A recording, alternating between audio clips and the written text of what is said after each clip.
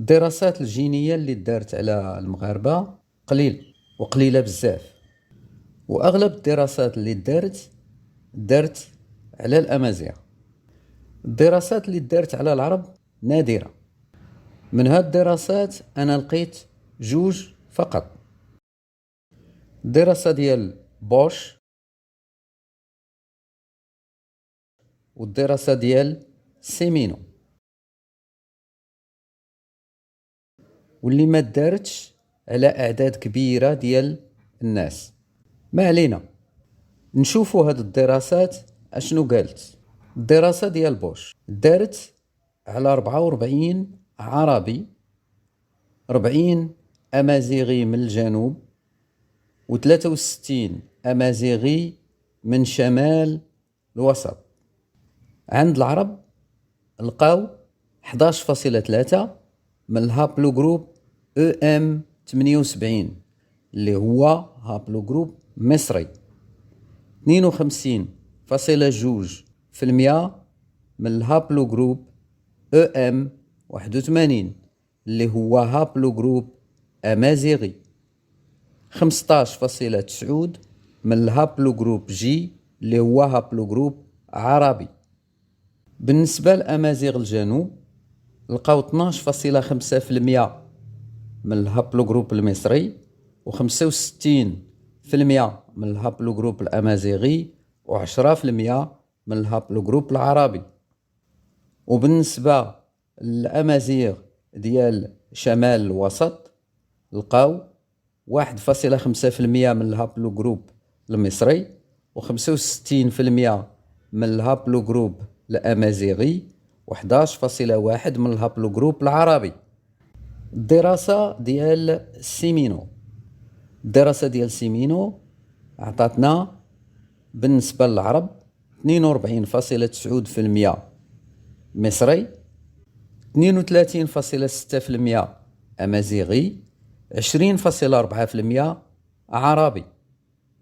وعند الأمازيغ 10.9% مصري، 68.7% أمازيغي، 6.3% عربي.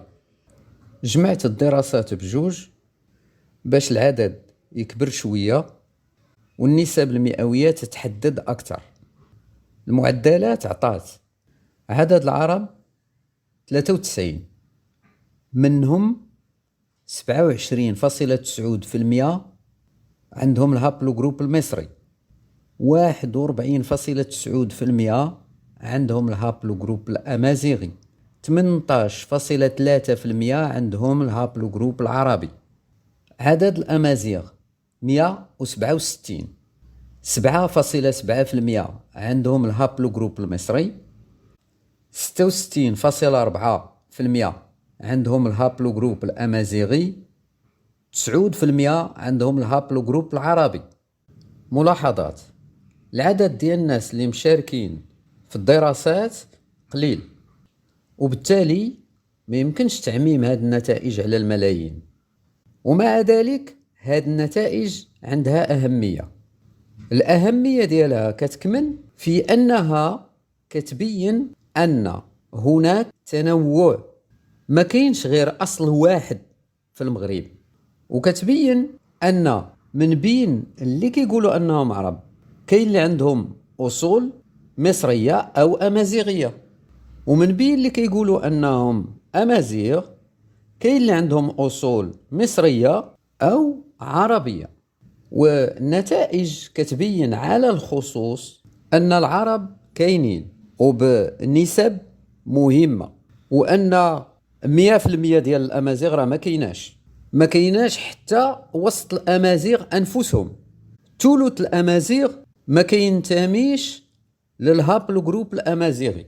والنتائج كتبين أن اللي قال 200 عربي فقط هما اللي دخلوا للمغرب كتبين أنه غير كيخربق، واللي قال بأن نسبة العرب في المغرب هي 0.08 غير كيخربق، وكتبين أن اللي قال أنك إلا قشرتي مغربي تلقى أمازيغي غير كيخربق، واللي قال أن أي مغربي كيقول أنا عربي راه فقط أمازيغي مستعرب مستلب غير كيخربق.